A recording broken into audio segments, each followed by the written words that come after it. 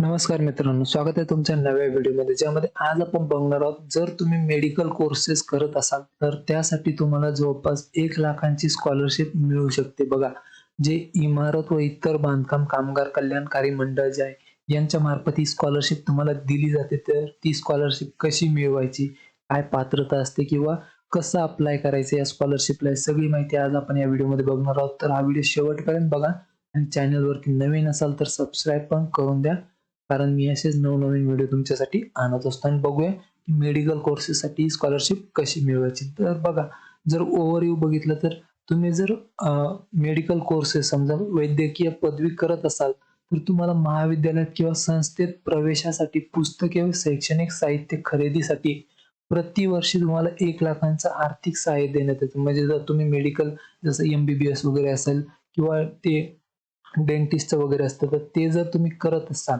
तर त्यासाठी तुम्हाला 1,00,000ची जी आर्थिक मदत केली जाते, 1,00,000ची स्कॉलरशिप इथे दिली जाते. त्यासाठी कागदपत्र काय पाहिजे, तर तुम्ही मागील शैक्षणिक इयत्तेत उत्तीर्ण झाल्याचे गुणपत्रक म्हणजे मार्कशीट जी असते ती तुम्हाला इथे पाहिजे. त्यानंतर तुम्ही ज्या कॉलेजमध्ये आता आहात त्या कॉलेजचा प्रवेश घेतल्याबाबतचा जो बोनाफाईड असतो तो तुम्हाला अपलोड करावा लागतो. तर तो बोनाफाईड तुम्हाला इथे लागत असतो.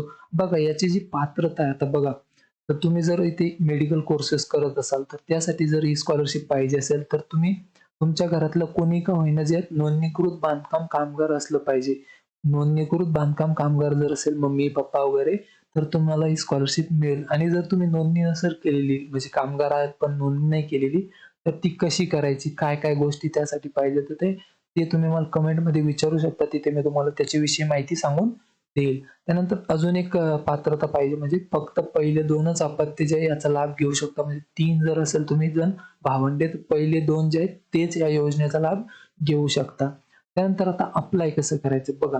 सगळ्यात आधीचं जे आहे, तुम्ही जर कामगार म्हणून नोंदणी नसेल केली तर ते नोंदणी तुम्हाला करावी लागेल आधी सगळ्यात आधी.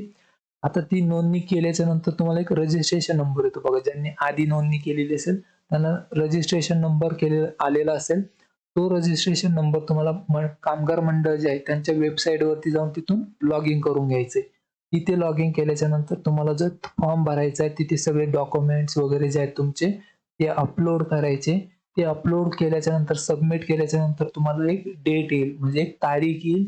त्या तारखेला काय करायचं, तुम्हाला तुमच्या जिल्ह्याचं जे कामगार ऑफिस आहे त्या ऑफिसला जायचंय सगळे ओरिजिनल डॉक्युमेंट घेऊन. बघा, ओरिजिनल जे तुम्ही अपलोड केले त्याचे ओरिजिनल डॉक्युमेंट घेऊन तुम्हाला तिथे जाऊन डॉक्युमेंट व्हेरिफिकेशन करून घ्यायचे त्या ऑफिसला जाऊन. तर सगळे डॉक्युमेंट तिथे घेऊन जा, त्याचं व्हेरिफिकेशन करा.